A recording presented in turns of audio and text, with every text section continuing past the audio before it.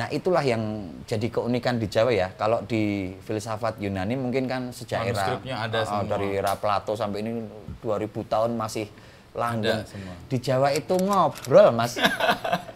Proses transfer pengetahuannya tuh ngobrol. Ya kayak gini ngobrol, ngobrol gosip. Nggak tercatat gitu ya. Tercatat. Dan nggak Ngapain dicatat didokumentasikan. bro? Bisa jadi mungkin jawaban kenapa tingkat literasi kita rendah mungkin karena tidak ada budaya baca, budaya menyampaikan pesannya atau literasinya lewat ngobrol.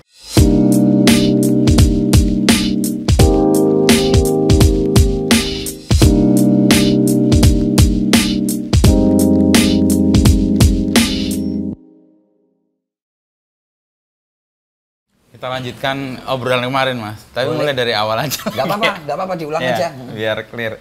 Jadi kemarin kan kita lihat pergerakan Mas Paksi di banyak tempat ya. Ya, musisi iya. Ngurusi apa Jawa dan segala macam urusannya. Sebenarnya apa yang mau Mas Paksi lakukan dengan itu semua gitu? Kalau dibilang background atau latar belakang dari keluarga maupun pendidikan kan memang dua-duanya ada ya, kejawaan sama keseniannya itu kan jadi satu.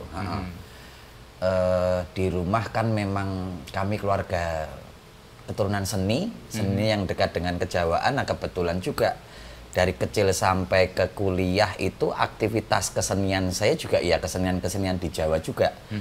Sampai akhirnya terus mendalami kuliahnya di sastra Jawa, ditambahlah beban akademiknya itu di sastra Jawa ke situ. Akhirnya terjerumus sampai hari ini.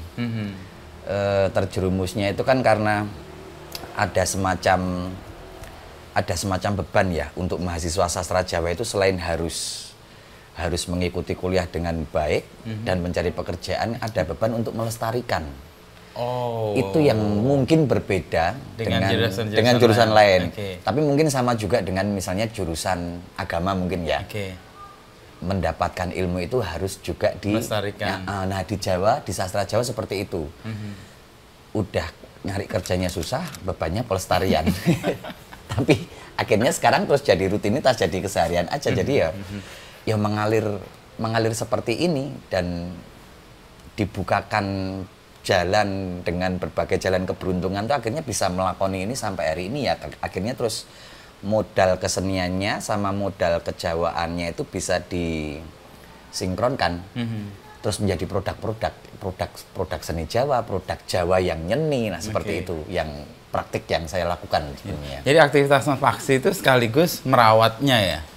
Mau tidak mau, mau tidak mau harus merawat karena kemudian misalnya melakukan rilisan seni yang berbentuk tembang bahasa Jawa atau pertunjukan yang berkaitan dengan kejawaan kan otomatis ada agenda untuk menyampaikan itu ke publik, untuk menyampaikan bebannya di situ sebenarnya.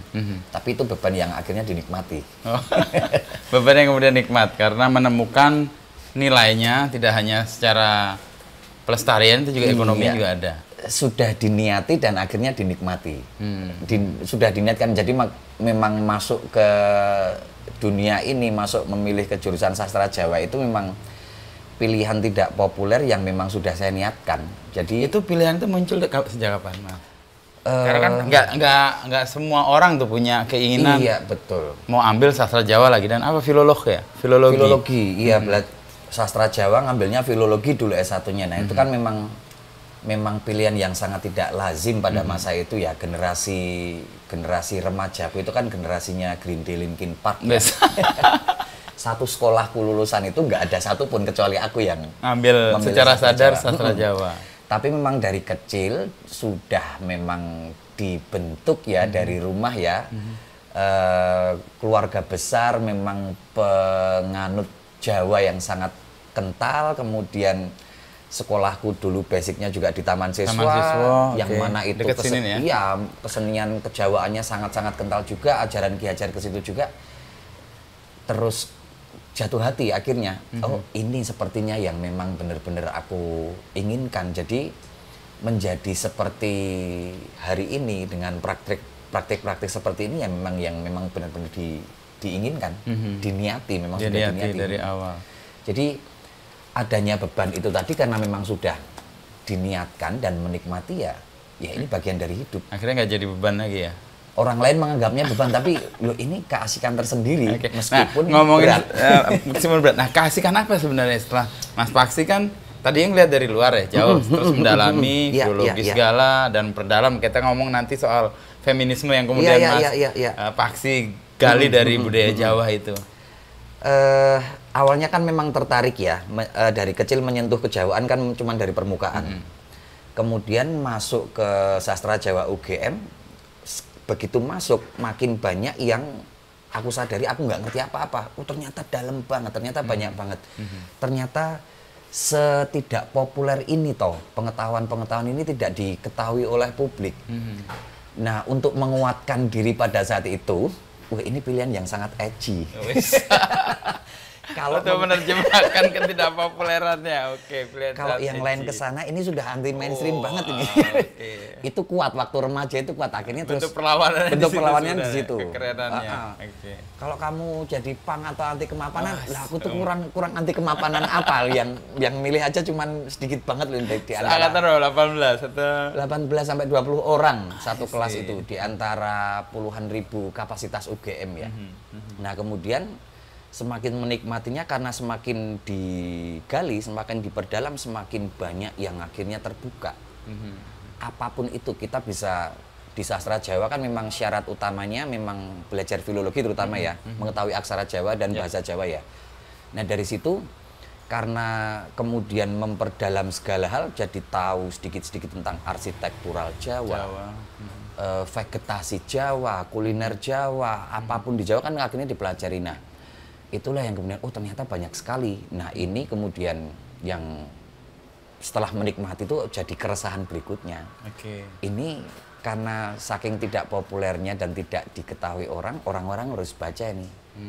Malah ada panggilan untuk itu karena semenarik itu ternyata. Misalnya mau ngomongin tentang pawang hujan atau mitologi apapun itu ada di situ. Nah, yang mana publik terlalu jauh jaraknya. Nah, ini kemudian sambil kuliah terus kemudian aktivisme itu muncul, akhirnya bikin gerakan namanya Jawacana itu. Salah satu tugasnya adalah untuk menyampaikan ini ke publik. Kan ada jeda atau jarak yang cukup jauh ya, antara pengalaman pengetahuan yang terserap dalam ilmu itu dan yang dipahami publik masyarakat. Apa yang menyebabkan itu terjadi menurut Mas Paksi? Khususnya dalam ilmu-ilmu sastra Jawa tidak hanya jauh tapi sangat jauh ya, mungkin ya jauh sekali ya. Mungkin gapnya itu ilmu-ilmu dalam kesusastraan Jawa ini mulai tidak populer barangkali sejak 300 atau 400 tahun yang lalu. Apa pemicunya? Banyak hal ya. Sastra Jawa ini kan pengetahuan yang memang kemudian beberapa waktu yang lalu sempat menjadi problematik ya, menghadapi banyak tantangan. Salah satu yang paling besar ya tantangan dari modernisme. Modernisme menjauhkan itu dari masyarakat.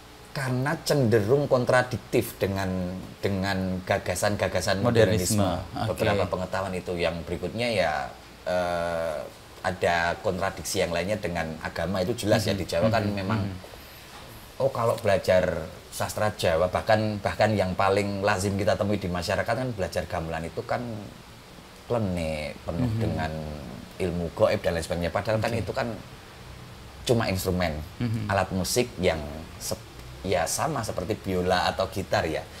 Nah, ini jarak ini dengan agama maupun dengan modernisme yang ada ini senantiasa direproduksi oleh masyarakat. Akhirnya yang Jawa ini semakin jauh, terpinggirkan, masyarakat sudah mulai juga rutin mengolok-olok, wah pengetahuan Jawa itu kuno, itu sudah tidak relevan dengan kemajuan zaman, selalu bertentangan dengan modernisme. Nah, tetapi ternyata setelah digali lebih dalam dan bersamaan dengan tren-tren hari ini mulai muncul nih.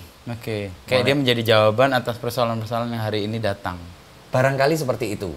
Nah, kita kan melihat ya, mungkin 1 dekade belakangan ya sudah mulai muncul tren atau gerakan atau aliran untuk kembali ke akar atau kembali ke lokalitas ya. untuk kasus di Jawa, kembali ke lokalitas ini, beberapa contoh di masyarakat hari ini, para selebgram mulai berkebaya, artis-artis pakai kebaya, kain-kain tenun Nusantara mulai naik nih. Terus kalau di kesenian, lagu Jawa, film syair, Jawa, film berbahasa Jawa, film berbahasa Jawa sampai seperti itu peminatnya. Lagu Jawa kita tahu ya, koplo sampai mana-mana. Terus tempat-tempat kuliner yang menyajikan makanan minuman yang berbau tradisional mulai diminati orang. Nah, gelombang ini menguntungkan buat upaya untuk menghadirkan sastra Jawa dan juga itu. untuk kejawaannya itu sendiri. Nah, akhirnya terus banyak orang mulai penasaran, mulai menggali ulang. Nah, kebetulan juga apa yang kami lakukan bersama teman-teman komunitas di Jawa Cana itu bersamaan dengan tren ini. Itu. Iya. Kami kan mulai sekitar tahun 2017-an mulai mengajarkan aksara Jawa gratis, bahasa Jawa, membaca kejawaan secara gratis gitu ke masyarakat. Nah, ini peminatnya hari ini semakin banyak. Justru kemarin terus kita kaget. Dulu itu kan awalnya nyari murid 2 orang itu susah banget, Mas. Sekarang itu sampai kita bisa agak gaya nih. Menolak. Antri dong. Ini untuk yang batch berikutnya ya. Nah, ini gelombang ini terus kemudian bagi kami yang memang kapasitasnya gerakan kecil ini happy problem juga. Happy problem. Happy problem juga. Loh, ini kalau kita bikin diskusi atau workshop tentang jimat atau itu peminatnya ratusan. Nah, itu happy problem, masalah parkir, masalah registrasi, masalah macam-macam. Terus sama teman-teman sempat bertanya, ini kenapa ya? Fenomena apa ini? Orang kembali ke sini. Akhirnya terus kita juga kesulitan nyari jawabannya. Ya udah tunggangin aja lah. Kita udah punya modalnya kok gitu. Dari 2017 ya. Jalan, trennya barengan. Akhirnya menemukan posisi dan posisinya tuh itu pun di sosial media menjadi posisi yang keren. Jadi yang dulunya diolok-olok, dipinggirkan, bagi beberapa orang yang merasa keren hari ini adalah standar kekerenan baru. Sekarang itu di konser musik seperti Synchronize atau ke mall itu pakai kebaya sudah jadi keren loh, daripada pakai baju-baju di e-commerce loh. Engagementnya katanya cewek-cewek itu lebih tinggi kalau pakai tradisional itu terus kebaya. Ya macam-macam lah, nonton musik berbahasa Jawa sempat jadi tren juga beberapa tahun yang lalu di festival-festival besar. Nah, itu yang coba kami tunggangi sebenarnya. Kalau sengaja menunggangi juga tidak, tapi kebetulan bersamaan aja. Sama. Dengan arus seperti ini, kami juga semakin bersemangat. Yang jelas, sebagai pelaku aktivisme Jawa atau pergerakan-pergerakan Jawa, suasana hari ini tuh membuat kami percaya diri. Karena diterima. Diterima dengan ukuran keren yang sekarang ini. Jadi yang sebelumnya diolok-olok dan dianggap kuno gitu ya. Lah, dulu kan pertanyaannya masuk sastra Jawa mau jadi apa itu kan selalu ada. Lu kamu masuk sastra Jawa mau jadi apa? Mau kerja apa? Mau terus sama masalahnya di dunia pekerjaan rumit, sama ketemu mertua juga rumit. Ini terjadi, Mas Paksi? Ya jelas terjadi loh. Pada saat itu kan nggak bisa jawab ya. Kalau sekarang kan terus ditanyain, loh kamu menggeluti sastra Jawa itu mau apa? Mau diwawancarai Mas Inung? Ada alasannya. Ini kan jadi ukuran keren yang baru kan. Oh ternyata ada hasilnya ya, ternyata ada. Nah itu yang bikin kami percaya diri, Mas, sebenarnya. Gelombang ini gelombang yang sangat baik untuk kembali menghadirkan apa yang tradisi lama itu dilupakan. Dan semoga ini ya, nggak hanya di Jawa ya, kalau lokal-lokal yang lainnya di Indonesia ini juga semoga terjadi, entah nanti di Batak, di Dayak atau di Timor dan sebagainya ya. Harus seperti itu. Nah proses kemudian kan Mas Paksi masuk, justru makin nggak banyak yang nggak paham tuh. Iya. Nah banyak juga kesalahpahaman tentang betul sekali Jawa dari kacamata yang lain yang Mas Paksi buat di tesis tentang feminisme itu. Bisa cerita di situ, Mas? Dulu kan memang kuliah S1-nya sudah filologi panjang. Itu pun 7 tahun. 7 tahun itu merasa aku tetap nggak ngerti apa-apa ya. Akhirnya kayaknya sekali lagi kuliah sastra Jawanya, masuk S2. Masuk S2 dengan sistem yang seperti itu kan diajari membaca yang selama ini tidak terlihat kan. Nah, yang S1 aja banyak Jawanya yang nggak terlihat, apalagi di tingkat pasca ya. Nah kemudian makin-makinlah menemukan banyak hal yang kemarin jadi tesis, salah satunya adalah tentang feminisme Jawa ini. Ini yang terus menjadi menarik sekaligus agak kontroversial, disalahpahaminya banyak. Banyak sekali ternyata yang meneliti cowok Jawa 100% yang mana patriarki dan maskulinitasnya tinggi sekali kan, cowok Jawa adalah bla bla bla gitu. Justru tesisnya mencoba menjungkir balikkan itu, bahwa sebenarnya posisi perempuan Jawa itu lebih kuat daripada laki-laki. Nah itu yang lumayan agak ngotot kemarin, proses negosiasi, bimbingan dan lain sebagainya, tapi akhirnya terus ketemu. Nah ini cuma salah satu hal kecil yang tidak terbaca di dalam masyarakat dalam kebudayaan Jawa yang selama ini sudah terpinggirkan dan diolok-olok. Masalah perempuan Jawa itu menarik sekali kemudian. Nah itu terus tidak hanya tentang feminisme ya, akhirnya terus pemikiran-pemikiran Jawa yang selama ini terus cuman jadi guyonan kayak nerimo ing pandum atau alon-alon waton kelakon dan lain sebagainya ini bisa terbaca. Setelah mendalami, oh ternyata pemahaman peradaban hari ini tuh selama ini tuh bisa jadi tidak tepat loh. Setelah Mas Paksi melongok lebih dalam lagi. Bicara tentang perempuan Jawa di tesis itu, akhirnya setelah saya mengerjakan tesis, salah satu hasilnya kan kemudian memang gelar ya, tapi hasilnya di pemikiran saya berikutnya adalah ya sudah, saya akhirnya jadi lelaki yang takut sama istri aja di rumah. Sampai ke situ, sampai itu benar-benar mengubah paradigma dan perilaku saya di rumah ya. Apa konsep yang clear yang menunjukkan superioritas perempuan Jawa dalam konteks feminisme Jawa yang disalahpahami? Yang selama ini disalahpahami masyarakat kan perempuan Jawa selalu tertindas. Ya, kayak bahasa konco wingking gitu. Konco wingking, perempuan Jawa selalu hanya di belakang. Di belakang atau dituntut untuk pupur, dapur, kasur, untuk berdandan, untuk masak, sama untuk di kasur. Nah, pembacaan pemikiran ini yang perlu kita dudukkan kembali ya. Yang perlu kita luruskan ya. Misalnya terus dalam konteks di Jawa banyak sekali membicarakan perempuan, misalnya dalam konteks spiritualitas. Di Jawa itu di masa lalu sesembahan atau dewa-dewi gitu, dewa-dewi atau bahkan autochton atau Tuhan tertingginya masyarakat Jawa sebelum mengenal yang lain itu banyak yang perempuan. Misalnya tanah kita di Jawa itu dinamakan Pertiwi, itu kan nama yang sangat feminis. Sampai sekarang kita adopsi tuh Ibu Pertiwi kan. Bumi sama Pertiwi itu kan sifatnya feminis tuh, dari bahasa Jawa kuno dan Sanskrit yang sifatnya feminis. Akhiran i wartawati ya, itu kan sifat-sifat seperti itu. Terus di sawah kita juga sesembahan tertingginya Dewi Sri. Di laut sesembahan tertingginya juga perempuan juga. Nah, dari situ sebenarnya sudah mulai nampak, tetapi memang itu agak riskan untuk diperbincangkan ya masalah itu. Kemudian pindah ke ranah yang lain, misalnya di ranah pekerjaan. Pekerjaan itu sebenarnya pekerjaan di Jawa itu sudah sangat egaliter antara laki-laki dan perempuan. Kalau misalnya pekerjaan tradisional di Jawa setelah menjadi agraris kan di sawah ya potretnya ya. Mulai dari nandur. Kalau Mas Inu jalan-jalan ke sawah yang nandur yang naruh itu ngeplot itu ya. Itu kan cewek. Nantinya ada pembagian kerja tuh, yang nandur cewek, yang gosrok rumput nanti adalah cowok, nanti pas panen bareng-bareng. Nah ini kan kalau sawah itu kantor, berarti kan sudah ada kesetaraan kan? Betul, pembagian kerja ya.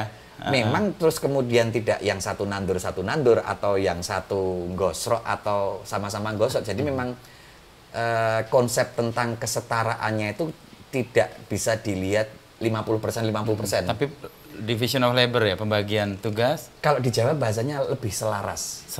Keselarasan itu inti utama dari konsep ajaran kejawaan ya. Jadi tidak mesti mendapatkan bagian yang sama. Kadang-kadang kamu harus mereduksi bagianmu atau memaksimalkan bagianmu. Yang penting selaras. Di sawah itu harus selaras. Tidak bisa terus ya yuk kita bagi tugas setara nih, seperti 50-50 gitu. Seperti konsep kesetaraan Eropa misalnya ya. Kalau nyuci piring ya cowok cewek, nyuci baju sekarang cowok cewek. Nah, ternyata di Jawa tidak. Dan itu sebenarnya sudah sangat organik, pembagian kerja itu dipahami sampai ke rumah tangga juga. Jadi kemudian Kalau isu-isu, nah nanti di rumah ibu itu hanya didomestifikasi untuk ngomong anak sama pegang apa ya? Ya pegang urusan rumah gitu urusan rumah. Nah ini perlu kita baca ulang juga nih. Misalnya di rumah ya. Setelah aku tesis hari ini kan terus di rumah tuh Bu aku udahlah aku jadi suami takut istri ini udah keputusan ini. Karena terus kemudian kalau dibilang lelaki Jawa itu adalah pemimpin di rumah tangga atau kepala keluarga, nah itu kita pertanyakan ulang juga. Pemimpin yang seperti apa? Kan bukankah perempuan itu yang justru menguasai ranah domestik di rumah itu justru perempuan. Hampir keseluruhannya itu. Mas Inu kalau mau rapat atau mau nyari kaos kaki, kalau sudah mentok tanyanya kemana? Istri. Wah, di mana kaos kaki? Terus mau nyari pemotong kuku di mana? Mau nyari gunting yang hilang di rumah ini mau di mana ini? Lakinya bisa aja marah-marah di mana barangnya, tapi yang menemukan. Berarti kan yang menguasai rumah sebenarnya siapa?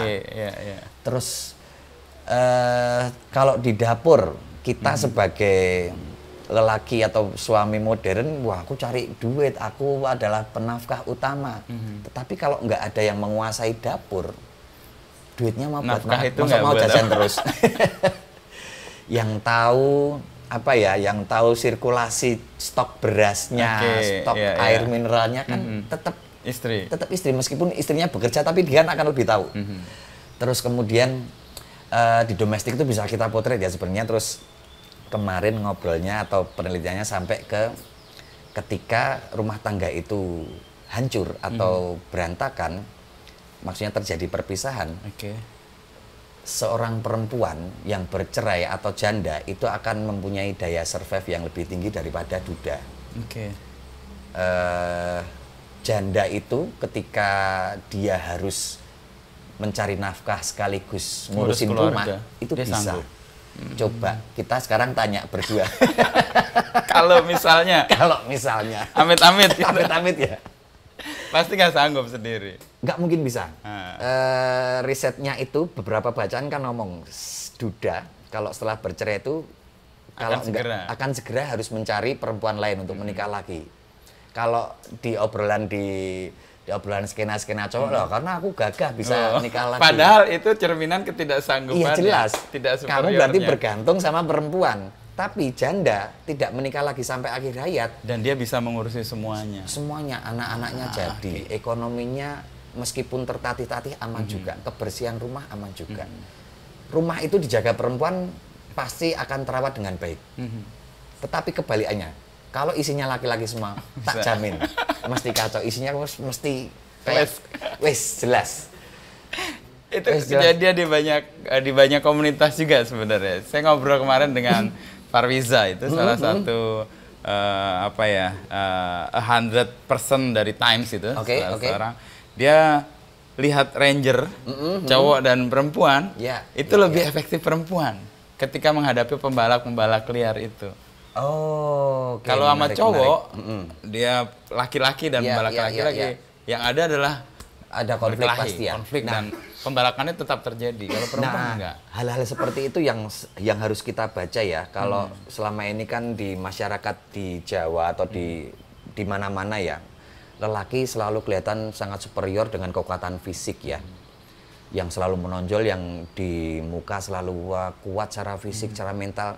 Nah ini perlu dibaca ulang juga. Akhirnya kemarin ketika tesisnya tentang perempuan Jawa, ini dibaca ulang.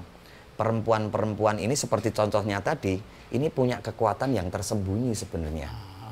Kalau di rumah tadi kalau lihat penguasanya dia kayak sutradara ya fungsinya. Sutradara. Jadi membaca apa kalimat konco wingking yang harus yang selama ini dipahami cuman di belakang, cuman ngekor sama suami. Nah ini konco wingkingnya ini adalah teman yang punya kekuatan di belakang. Kayak sutradara film atau sutradara pertunjukan, nggak muncul tapi nggak kena lampu, nggak kena popularitas penonton, nggak, tapi dia mengatur segalanya. Nah di Jawa yang saya teliti kemarin, perempuan Jawa posisinya temuannya seperti itu. Tapi pasti banyak yang mempertanyakan dan menyerang balik. Karena memang tidak populer ya, karena terus temuannya itu nggak populer. Ya, salah satu motifnya kemarin kan mencoba menegosiasi sebenarnya konsep feminisme Barat. Ala Eropa, ala Amerika kan kemudian perempuan harus diperjuangkan secara ekonomi tidak setara, secara pembagian kerja tidak setara. Sebentar, ini perempuan mana dulu? Pernah nggak tanya ke perempuan Jawa? Atau pernah nggak dibalik ini perspektifnya mulai dari objeknya dulu, disuarakan dulu? Ternyata enggak. Ternyata berbeda. Nah, itu yang sayangnya pemahaman-pemahaman dari Barat ini langsung serta-merta dipahami masyarakat bahwa yang Barat adalah yang selalu sahih dan benar itu juga jadi PR juga. Oh, teori dari Barat gini berarti itu kebenarannya sudah mutlak. Nah, ternyata kalau dibaca ulang ada kebenaran lain. Ada alternatif lain ternyata. Nah, ini kemudian perlu didudukkan lagi nih, yang mana nih kacamata yang mau dipakai nih. Dan itu terjadi ketika Mas Paksi melakukan studi lebih dalam tentang Jawa. Iya, betul Sastra, sekali. filologi, membaca teks-teks ulang. Iya, dan semakin membaca atau semakin meneliti, ternyata semakin banyak yang nggak tahu. Jadi dari satu sisi aja, feminisme aja ternyata masih banyak yang luput ternyata pemahamanku selama ini. Apalagi di pemikiran-pemikiran yang lain. Dan itu kan banyak sekali. Banyak sekali. Luputnya karena tidak mampu memahaminya karena literasinya kurang, atau memang ternyata luas banget ini. Ternyata luas sekali pemahamannya. Literasinya ada, tetapi tingkat keterbacaannya kan sedikit. Literasi Jawa ya kita tahu ya pasti beraksara Jawa. Itu saya ngarep maca sopo. Kecuali mahasiswa sastra Jawa ya. Tapi sekarang ada AI itu membantu nggak? Belum sampai ke situ. Oh, belum menggunakannya. Kami sih berharapnya AI nggak bisa, biar kami tetap masih punya ruang, masih punya ruang lah untuk bersaing lah. Literasinya tersedia di berbagai perpustakaan tuh ada ya memang literasi tentang tapi yang paham yang bisa membacanya. Permasalahannya kan tingkat keterbacaannya sedikit sekali. Tingkat keterbacaannya sedikit, terus kemudian secara sosial tadi juga sudah mulai dipinggirkan sama masyarakat. Nah, ini jaraknya terlalu jauh. Nah, setelah kita baca satu-satu, diulang, dibaca, itu ternyata banyak sekali pemikiran-pemikiran Jawa yang mungkin masih relevan atau kontekstual untuk menyelesaikan berbagai persoalan hari ini. Nah, yang sedang kami lakukan itu coba membaca ulang filsafat Jawa atau falsafah Jawa itu untuk disajikan ke khalayak. Siapa tahu ini jawaban alternatif ya atas persoalan hari ini. Misalnya persoalan tentang kerusakan lingkungan maupun kemanusiaan ya. Setelah Indonesia merdeka terus kita mengembrace modernisme kan segalanya serba cepat ya, Mas. Kerja harus dipus demikian rupa, produktif harus jadi mengejar mantra gitu ya. Time is money. Nah, ini di Jawa ada semacam antitesis yang sebenarnya bisa untuk menangkal permasalahan atau yang mengkritik di sini. Itu ya. Mengkritik ini ya. Kan mulai beberapa waktu ini kan kita sudah mulai paham juga bahwa modernisme menghasilkan dampak buruk juga, kerusakan alam.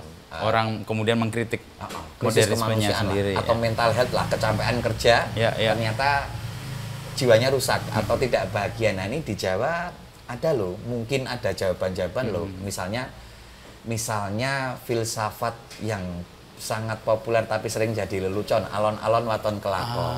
Itu kayak kalau di Barat itu responnya slow living itu. Slow living.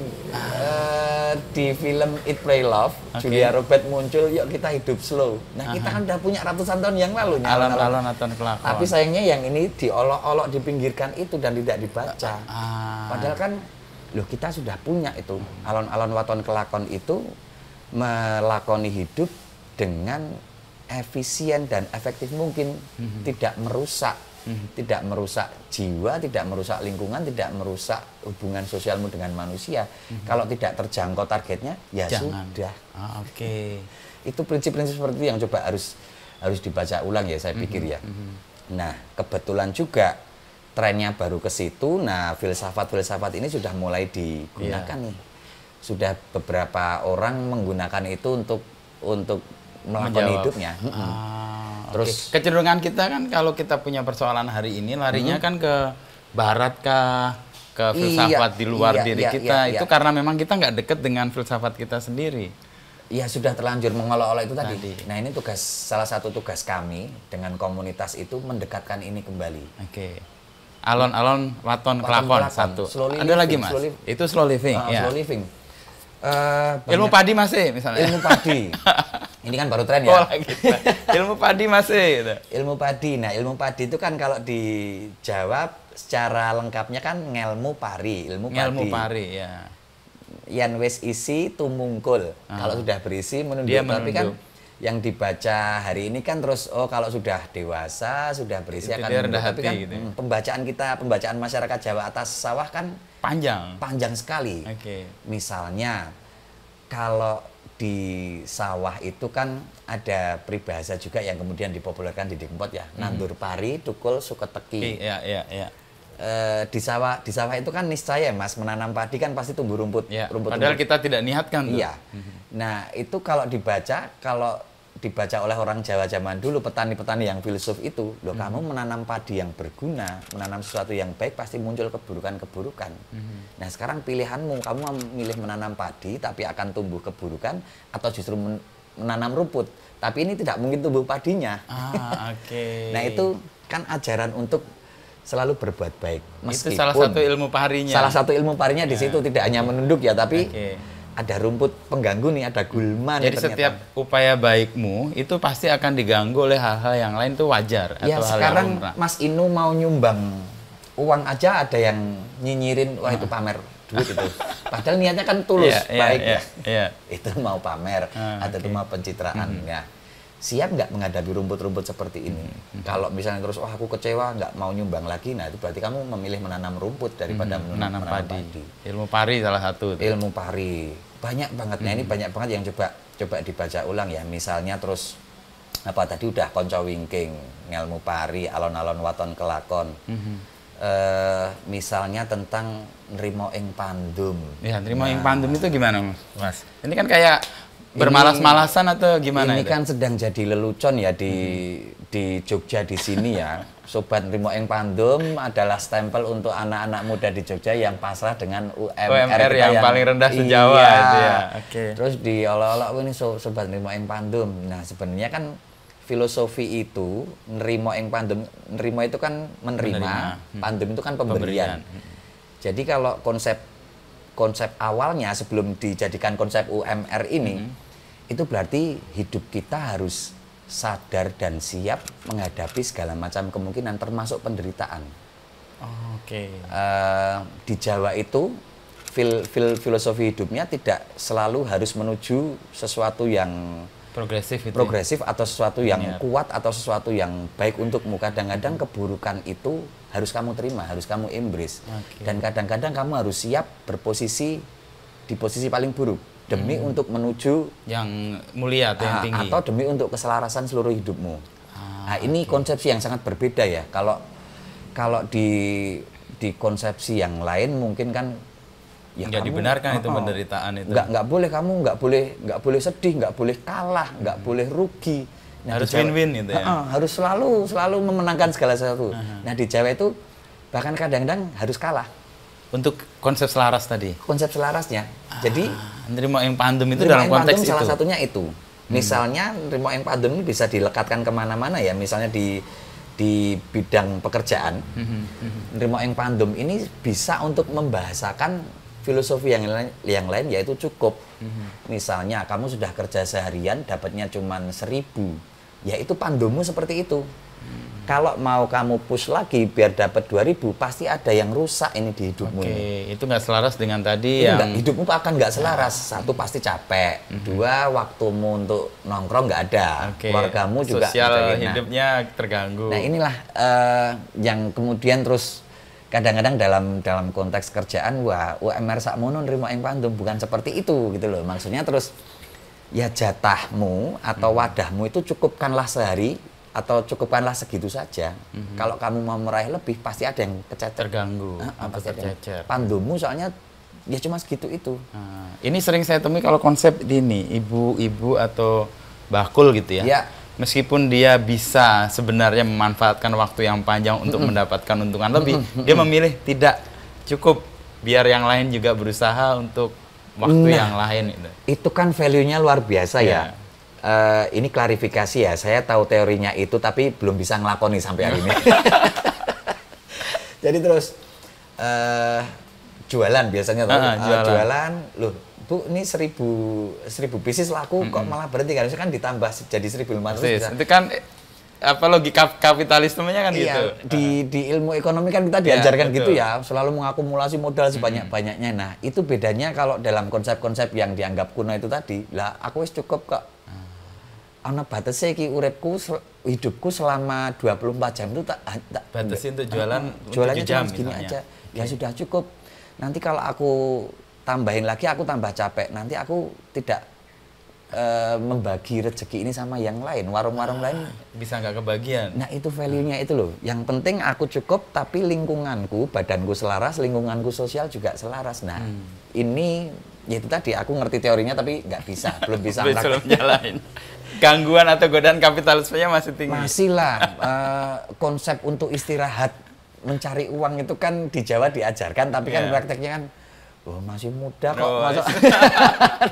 Nah ini yang masih kontradiktif ya, tapi ini sudah mulai dicoba, maksudnya terus harus dipikirkan besok ternyata masalahnya nggak bisa selesai hari ini. Ini mulai ya, aku sudah mulai mencoba mempraktekkan kalau misalnya sehari itu memang dirasa udah cukup, jangan-jangan besok ada solusinya ini. Nah itu terus prinsip-prinsip mikirnya terus buntu apa deadlock ya hari ini, besok kayaknya ada jalan. Nah besok ada jalan itu kan nggak filosofi kuno toh. Ya sudah cukup dulu, besok lagi nggak apa-apa, itu masih ada waktu kok. Nah ini konsep-konsep yang bertentangan sama konsep modern sebenarnya. Nah beberapa konsep yang bertentangan itu yang semula diolok-olok sekarang kan menjadi relevan lagi nih karena punya konteks yang kayaknya bisa menjadi jawaban untuk persoalan hari ini nih. Nah Mas Paksi kan dengan teman-teman sedang mengumpulkan ini. Tadi konsepsi soal slow living yang ternyata ada di alon-alon waton kelakon, lalu nrimo ing pandem itu sebagai ungkapan cukup. Hari ini kan konsep atau kerusakan atau mungkin kita ngomong soal ekologi dan sebagainya itu kan karena ketidakcukupan kan, keserakahan itu yang membuat lingkungan jadi dieksploitasi dengan berlebih. Sayangnya kan di konsepsi barat, kapitalisme barat mengajarkan kita untuk selalu eksplorasi apapun demi akumulasi modal ya.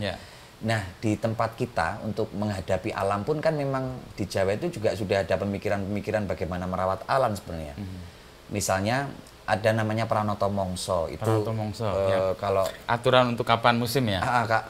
Aturan membaca musim, membaca perilaku hewan yang ada di sekitar agar kita tepat untuk ngapain. Nah, itu kan sebenarnya kan memang sebuah riset yang mengajarkan kalau belum waktunya ya alam itu jangan dieksplorasi.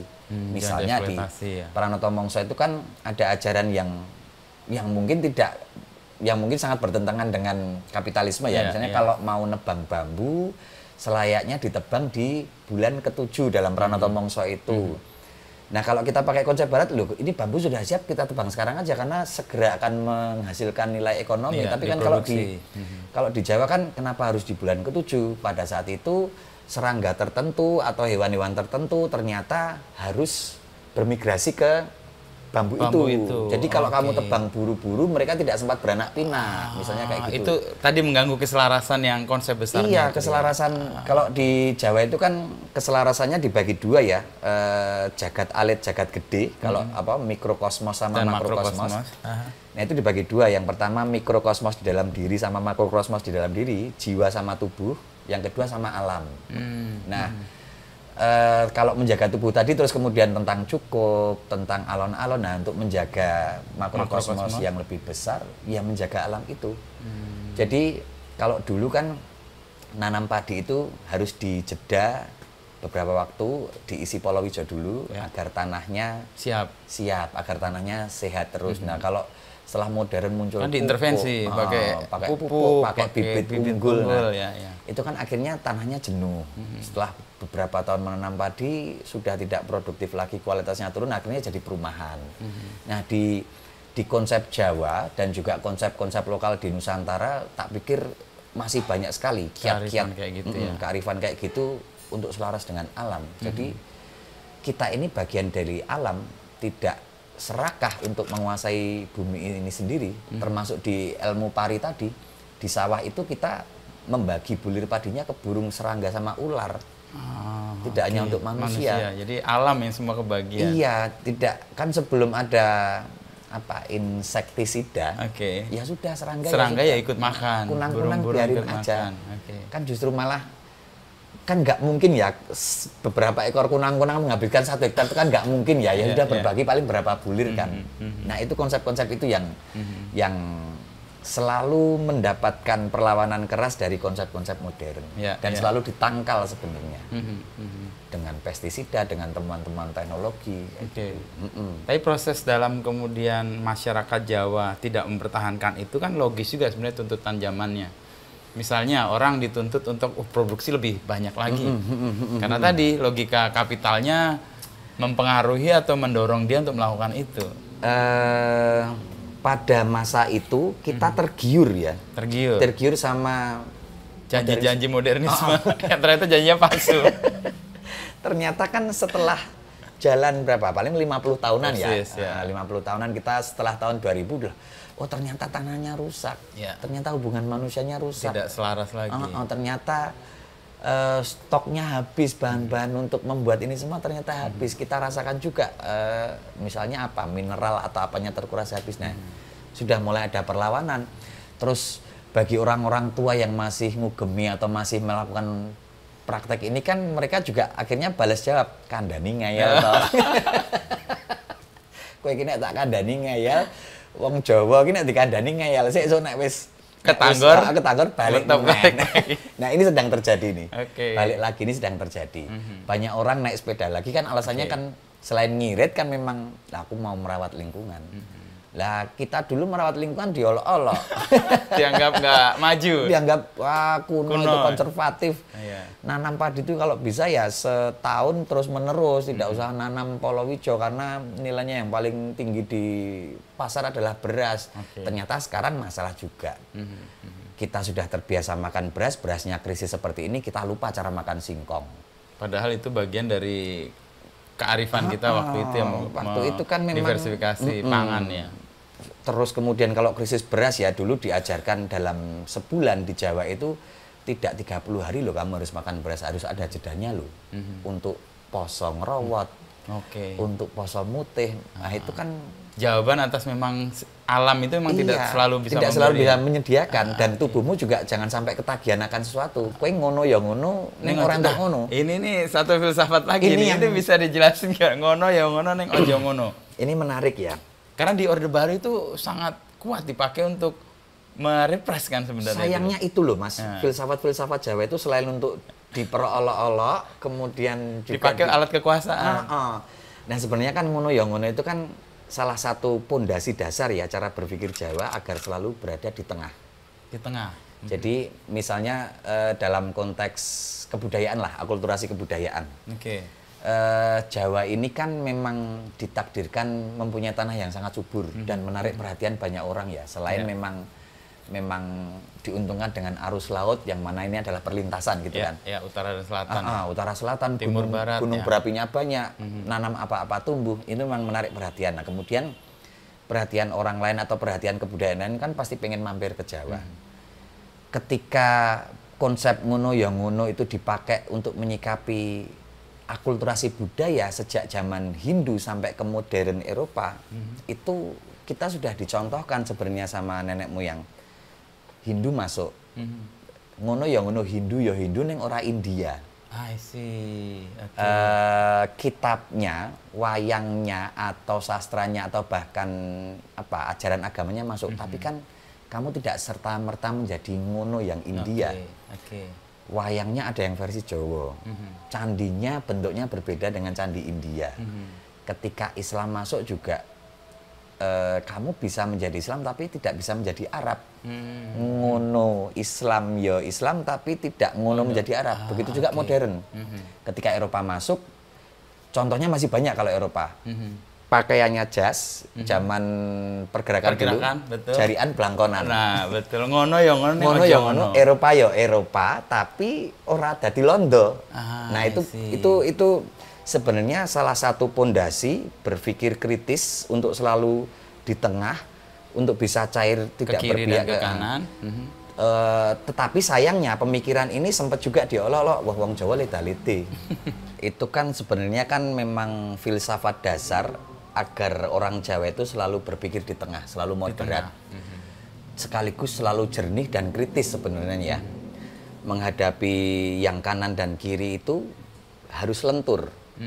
Tidak boleh berpihak atau terlalu ngono pada yang kiri atau terlalu ngono pada yang kanan. Jadi harus lentur, empan papan dengan situasi.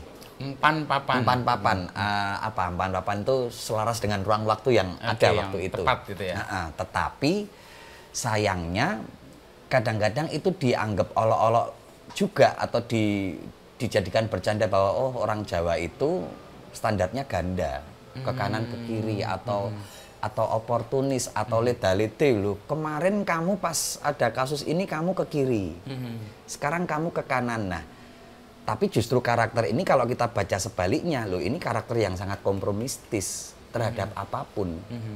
Kita mau menyikapi kalau tadi contohnya ada kebudayaan asing masuk sebegitu kuat, ya kalau harus menjadi Hindu tapi kan aku tetap Jawanya ada. Tetap aku tetap di tengah ada nih. Harus menjadi Eropa tapi Jawanya tetap ada. Nah, begitu pula dengan berbagai macam hal yang terjadi ya sampai hari ini ya.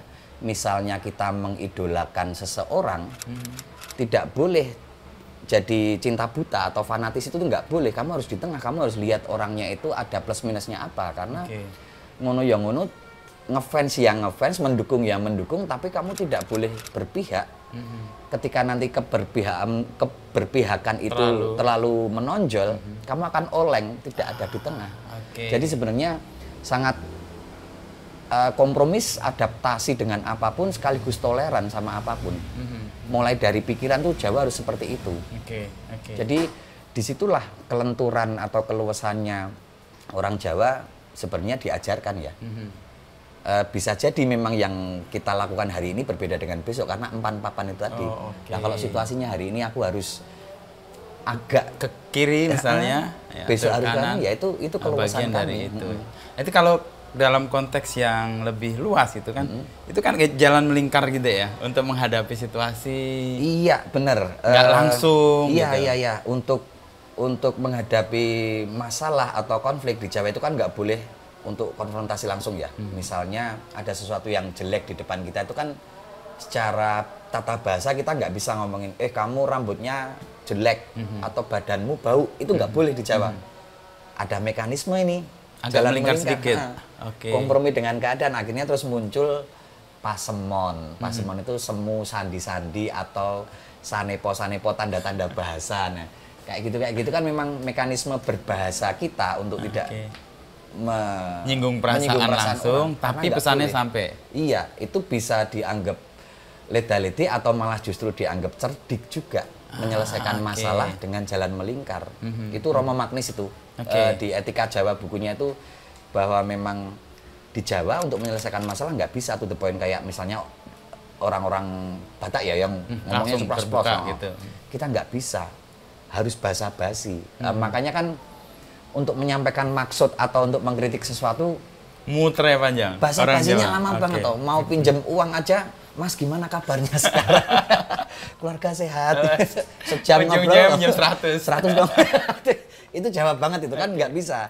Tetapi ini juga jadi masalah juga orang Jawa untuk menghadapi dunia modern yang lebih lugas. Jadi bermasalah. Orang-orang Jawa yang baru masuk ke Jakarta menghadapi situasi pekerjaan yang lugas, gitu ya. Dimarahin sama pimpinan, kamu mau ngomong gitu aja, nggak bisa. Waktu 10 menit. Pimpinannya ngomong apa, ternyata mau ngeritik di rapat, nggak bisa, jadinya kasak kusuk aja di belakang. Nah itu itu benturan budaya ya. Kayak gitu memang. Di masyarakat Jawa yang sekarang multikultural, itu masih relevan nggak dipakai? Kalau di Jogja kebetulan masih. Di Jogja saya masih banyak melihat ya, dan teman-teman atau orang-orang pendatang yang datang ke Jogja ini nggak ngerti kenapa nggak mau mengikuti atau gaya atau value ini di Jogja ini ya. Istriku kan orang Sumatera ya, ya terbiasa kayak gini. Palembang. Tapi kan mau nggak mau kan, kulturnya lingkungannya seperti itu. Harus basa-basi, harus sesantun mungkin atau secerdik mungkin menyelesaikan masalah. Nah, itu filsafat-filsafat di Jawa ya, yang memang kita tidak boleh konfrontasi langsung dengan orang. Ada lagi itu filsafatnya menang tanpa ngasorake, nguruk tanpa bolo. Nah, itu kan kita berperang tanpa membawa pasukan, menjadi sakti tanpa perlu senjata atau aji-aji. Nah, aji-ajinya yang melingkar itu tadi. Meskipun prosesnya akan lebih rumit daripada terus langsung jeder, tabrak aja.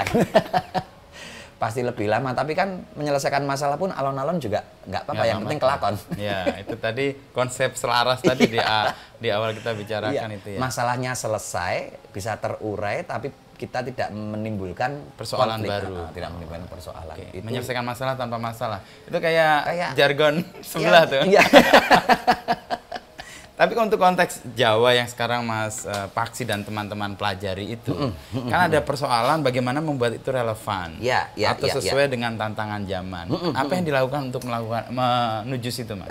Yang pertama kita yang paling praktis itu kan bikin kelas-kelas diskusi workshop tentang yang sekarang mulai Jawa. Banyak yang minat. Tetapi memang harus dengan kemasan yang lebih pop. Lebih pop, karena terus kemudian untuk menjadi terlalu konservatif itu juga akan memunculkan permasalahan baru ya. Persis, ya. Misalnya kita kemarin sempat ada kelas berkain, mewiru jarik, cara memakai jarik, tapi kan juga harus relevan dengan hari ini. Kalau seleranya netizen atau generasi-generasi hari ini pengennya modifikasi, ya modifikasi saja nggak apa-apa. Tidak harus wirunya mengikuti 3 jari, 7 lapis atau 5 lapis, kemudian engkol misalnya. Ya kalau relevansinya hari ini ya memang seperti itu. Tapi ada perlawanan pasti dari pihak-pihak insan konservatif. Dan gimana menghadapinya? Awalnya sangat sulit ya. Misalnya di produk kesenian saya dan kawan-kawan ya, kami merilis karya mocopat puisi klasik Jawa dengan modifikasi musik modern.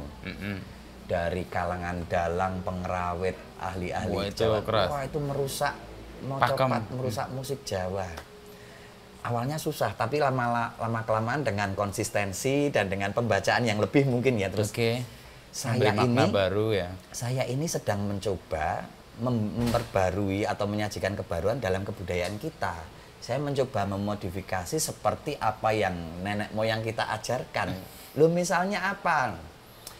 Kalau sekarang dalang wayang kulit itu memakai mikrofon di depannya, itu kan juga hybrid juga toh, ada modifikasi. Coba dampaknya teknologi yang diaplikasikan ke dalang wayang kulit apa? Suaranya jadi lebih luas didengar. Luas. Nggak cuma mikrofon sekarang, di-streamingkan. Akhirnya kan YouTube bisa konten adiluhungnya bisa tersebar lebih kuat. Jadi kemasan-kemasan atau modifikasi dalam kebudayaan sesuai dengan konteks zaman ini itu mutlak diperlukan. Karena memang yang dulu-dulu juga kayak gitu kok. Jadi dulu mungkin juga ada pertentangannya juga pasti, tuh. Kayak jalan aja pasti. Bikin candi kok nggak seperti candinya di India lah. Ini konteksnya hari ini di Jawa. Harus kemasannya harus Jawa misalnya kayak gitu. Hari ini pun juga di produk-produk berkain, kalau memang lipatannya agak berbeda modifikasi ya mungkin itu bentuk kebudayaan yang hari ini bisa diterima. Kebudayaan kan yang dibaca harus perubahannya. Karena tidak mungkin kebudayaan itu pakem atau final di satu titik ya. Berarti kan kebudayaan itu mati berarti. Persis. Kalau kebudayaan mau maju yang dibaca ya perubahannya. Yang penting kan kalau konteks kain tadi, kasus kain tadi, yang penting kan dia tetap pakai jarik Jawa. Mau diikatnya kayak gimana, ya itu kan tetap jarik tapi. Bukan terus dia ganti pakai apa misalnya atau kain polos, tapi kan tetap yang penting kan dia tetap berjariknya pakai kainnya, berusaha Jawa dengan konteks kekinian. Nah itu semangat kami di gerakan-gerakan kami jadi membaca perubahannya dan membuatnya relevan karena dia berubah sesuai dengan tuntutan zamannya. Untuk menjadikan Jawa yang lebih lestari dan lebih kekinian, menurut kami jalan terbaik yang bisa kami lakukan adalah memperbarui kemasannya. Gitu. Dan resiko disalahpahami dan mendapat pertentangan? Kalau sekarang udah cuek. Sekarang udah berani mangsuli, udah berani membantai. Nah kan nenek moyang juga kayak gitu dulu. Jadi kan kebudayaan itu apa toh? Kan sesuatu yang selalu berubah. Dan perubahan itu yang dibaca menjadi tetap relevan ya. Iya kan, perubahan itu kan pasti kalau kata para pakar ya, yang kita baca itunya. Jadi Jawanya hari ini mungkin beda dengan Jawanya era Sultan Agung, tapi kan kita tetap Jawa. Tidak terus, loh aku jadi K-pop kok. Enggak, tetap Jawa, tetap Sanggulan, cuman ada modifikasi. Nah, itu yang selalu kami lakukan. Itu Blangkon itu kalau kita baca kan juga bagian dari akulturasi. Sebenarnya iya.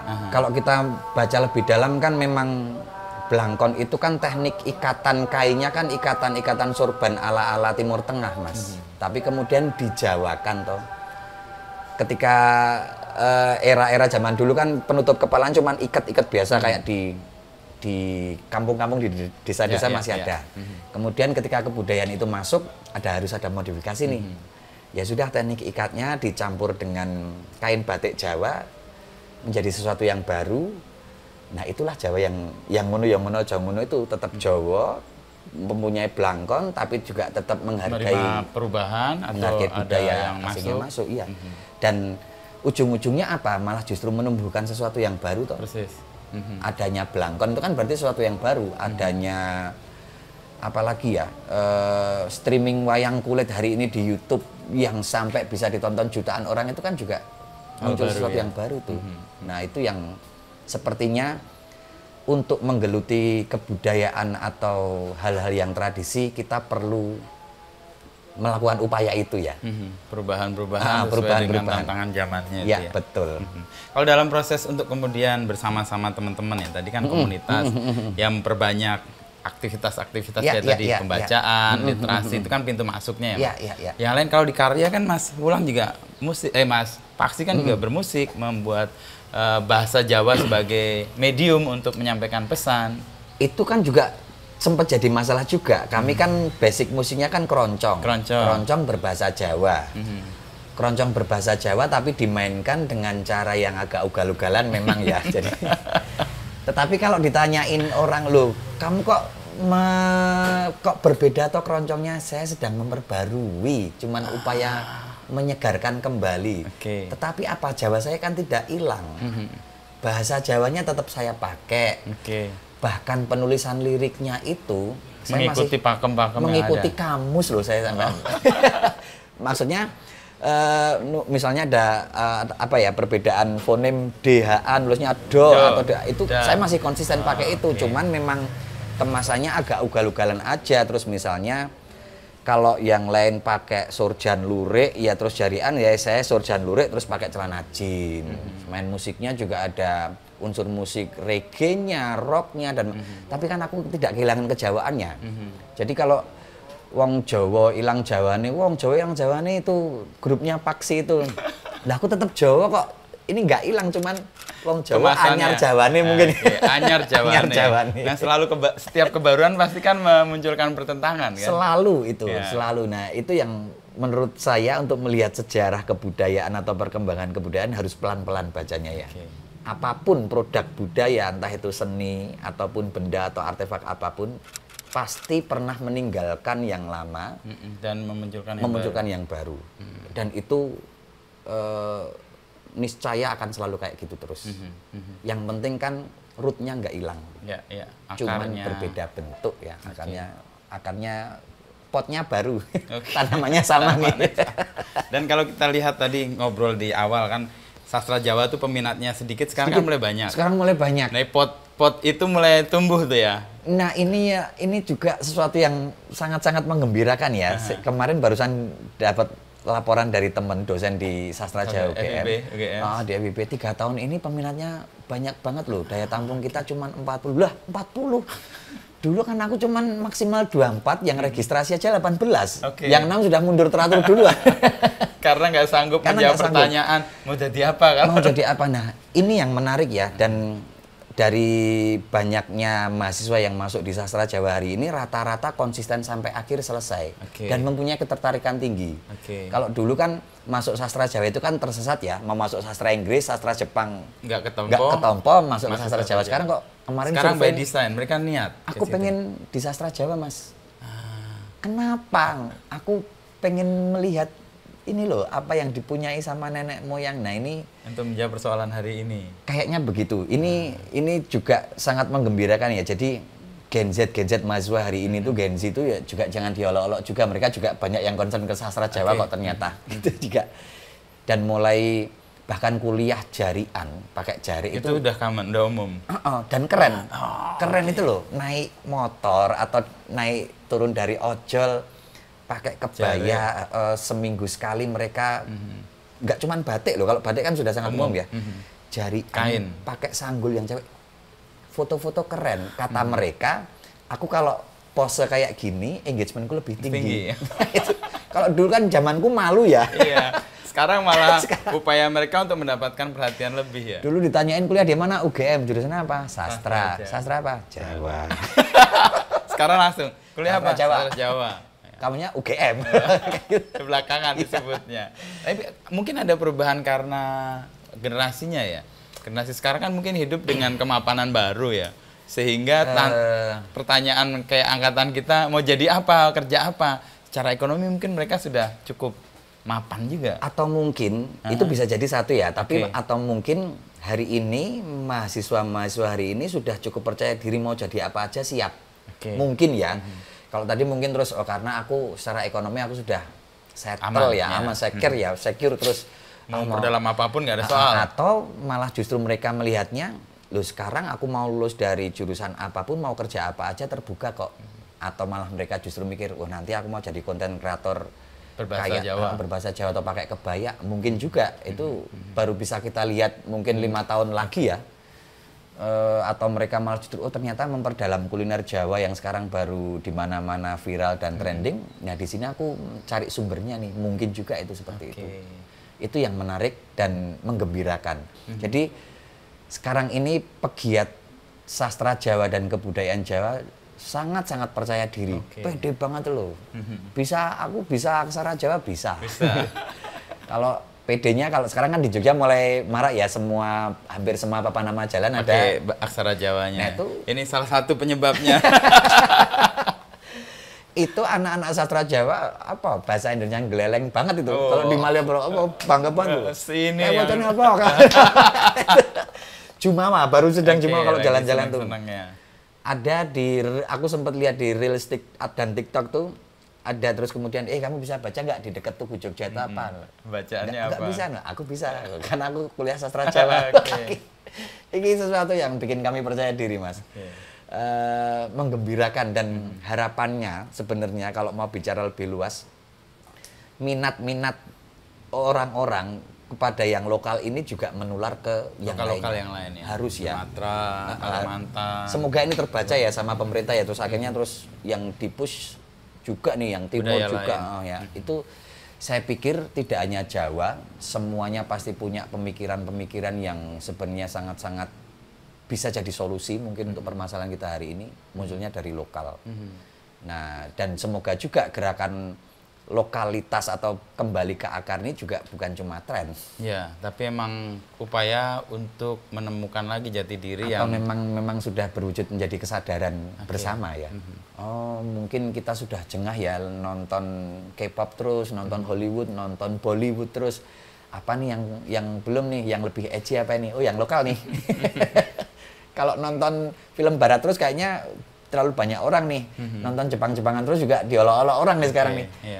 Jadi lokal lah gitu. Kayaknya jadi ukuran keren hari ini. Ya, kekerenan baru ya. Untuk kalau dulu kami masih malu, mereka sudah merasa bangga sekali. Nah, sekarang dari awal. Nah, kecemasan Mas Paksi di awal dengan belajar sastra Jawa, menggeluti dan kemudian menemukan ternyata banyak banget yang nggak dipahami itu.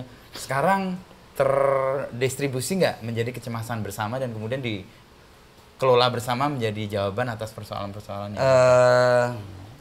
Di circle atau di lingkungan terdekatku, iya, karena aku juga lumayan provokatif sama teman-teman loh. Selalu kan memang tadi kan bebannya kan pelestarian sendiri, ya, punya beban pelestarian, terus akhirnya mau nggak mau kemana-mana kan, mempropaganda apapun. Supaya bebannya jangan di kamu sendiri gitu dan misalnya. Justru mendapat banyak sekali sokongan. Nah, dengan tren ini kemudian di Jogja terutama banyak teman-teman yang akhirnya juga terbuka wawasannya akan hal itu dukungannya banyak sekali. Jadi terus kemudian jadi apa yang kami mulai secara individu sekarang menjadi apa istilahnya kolektif, kolaborasi. Yang unik tuh ada teman seniman yang pengen menyumbang tapi nggak punya pengetahuan kejawaan, aku isane nyumbang poster ki, nggo gerakanmu. Oke, asik sekali. Nah, ini hal-hal yang lucu seperti ini yang saling support dengan kemampuan masing-masing untuk mendukung misi ini, misi kembali ke lokalitas ini. Dan untuk posting pun di sosial media juga sudah semakin percaya diri karena terus ilustrasinya bagus disumbang oleh desainer atau perupa yang keren. Nanti yang retweet tokoh-tokoh misalnya di Twitter, di X kayak gitu. Nah, itu dukungan ya, dukungan yang menarik sekali ya, yang ternyata kalau konsisten kita melakukan ini ternyata ya dengan arus yang sedang terjadi ini ternyata bisa kok, iya. Dan mempunyai nilai akhirnya.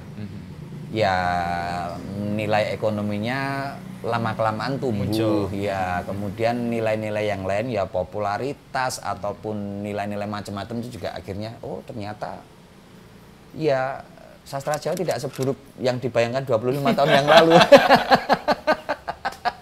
Dan ternyata iso nguripi. Dan menjadikan gerakan bersama yang tadinya ada di beban ya, akhirnya seperti itu. Nah, itu yang sangat aku syukuri. Tapi kalau misalnya terus dibaca kembali perjalanannya itu, ternyata aku cukup beruntung juga ya melakukan ini, momentumnya pas. Barengan. Umurnya segini, teman-temannya juga pas mateng usia segini. Nah ini wah ini beruntung sekali nih. Jangan-jangan ini diridoi sama dewa-dewa di Jawa yang rutin dikasih dupa. Ibu Pertiwi dan Dewi Sri dan yang ternyata perempuan semua itu. Yang ternyata perempuan semua dan itu benar-benar apa ya yang kami lakukan hari ini terus menimbulkan kebanggaan, menimbulkan kebanggaan terus akhirnya terus pengikutnya teman-temannya makin banyak.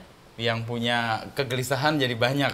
Lalu bersama-sama membuat gerakan kan itu untuk provokasinya berhasil.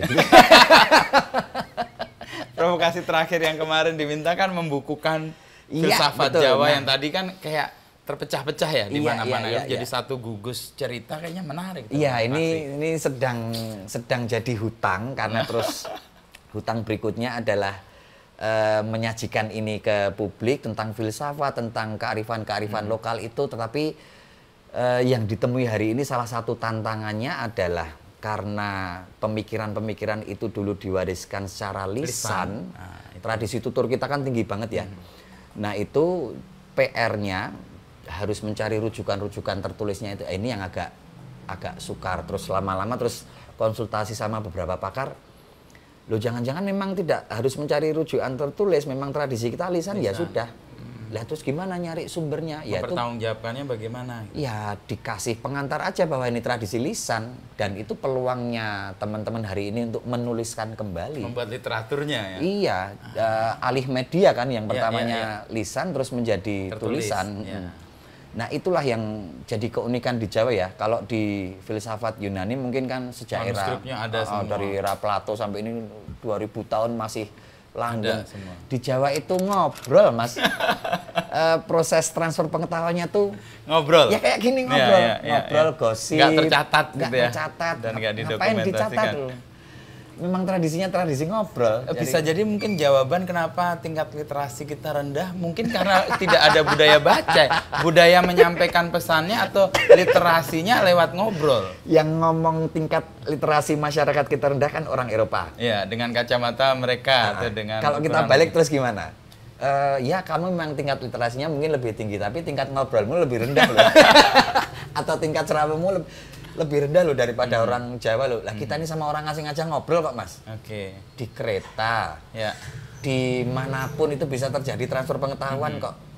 Nah itu mungkin uniknya ya. Tapi terus dari tradisi tutur kita itu kan salah satu dampak tradisi lisan atau seneng ngobrol itu kan rasa sosialnya lebih tinggi. Ya ikatan sosial juga kuat.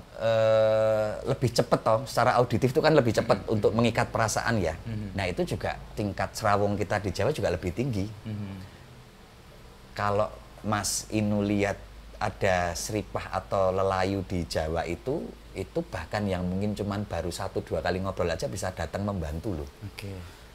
Terus kalau ada kenduran di kampung-kampung itu mereka bisa meliburkan pekerjaannya loh untuk serawung ini loh. Nah, mungkin memang terus kalau tadi nggak pernah baca sih orang Jawa. Lah kami senangnya cerita, tapi kami juga lebih erat secara sosial. Kami lebih selaras loh ngapa-ngapain.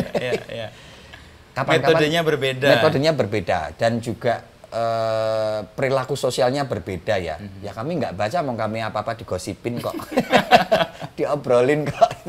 Tapi kan kami terikat kuat secara perasaan itu, rasa sosialnya lebih kuat. Lebih kuat juga ya.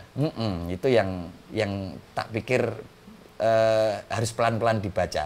Kalau kita terus selalu di masyarakat Jawa, masyarakat yang tidak pernah baca atau cuman gelenak-gelenik ngobrol terus, itu aku mungkin ya akan dengan sangat percaya diri tidak bisa. Ini beda loh, karena kan memang agendanya kan memang tadi itu melestarikan kan, sekaligus membuktikan bahwa kita punya pembacaan yang berbeda kan masalah ini. Jangan serta-merta pakai ukuran luar untuk melihat sesuatu yang ada di dalam. Nanti ternyata kalau beda gimana? Memang beda kok. Nah, untuk dapat ukuran Jawanya sendiri, buku itu harus dibuat. Saya berjanji kemarin sama teman-teman itu berjanji untuk menyelesaikannya dalam waktu sesingkat-singkatnya dan semoga tahun ini ya bisa rilis ya. Jadi semoga nanti menjadi alternatif bacaan yang lain karena ini kan proses alih media ya dari lisan ke tertulis. Alternatif bacaan lain selain filsafat yang lain. Filsafat yang lain. Nah, ini mungkin semoga akan hadir yang punya kita nih yang Jawa nih. Semoga tahun ini. Doain ya. Mudah-mudahan kita bisa membacanya dan kemudian melihat ternyata persoalan kita nggak berubah. Jawabannya ternyata sudah ada. Tinggal bagaimana kita membaca apa yang sudah dijawab oleh generasi sebelumnya itu kan. Dengan nilai-nilai yang kita ternyata baru paham. Oh, alon-alon waton kelakon itu ternyata slow living. Slow living. Kalau dikontekskan ya kalau sekarang. Ngono yo ngono ning ojo ngono itu kan selaras. Cukup. Pranoto Mongso itu ternyata untuk menjaga alam, kelestarian lingkungan agar minyak bumi kita nggak buru-buru habis misalnya. Nah, ya permasalahannya cuman ya gitu-gitu aja atau permasalahan manusia itu dari waktu ke waktu dan jawaban-jawaban yang pernah dipinggirkan ini dan diolok-olok kita ketengahkan lagi. Kita ketengahkan dalam wujud yang keren. Kalau dulu kan kerennya kan udah keren ya. Ngomongin Jawa dan mengambil mumpung gelombangnya baru ke situ, aku harus segera rilis bukunya ini. Ditunggu Mas Bakshi ya. Amin. Ya. Kita baca bareng-bareng. Thank you. Sama-sama.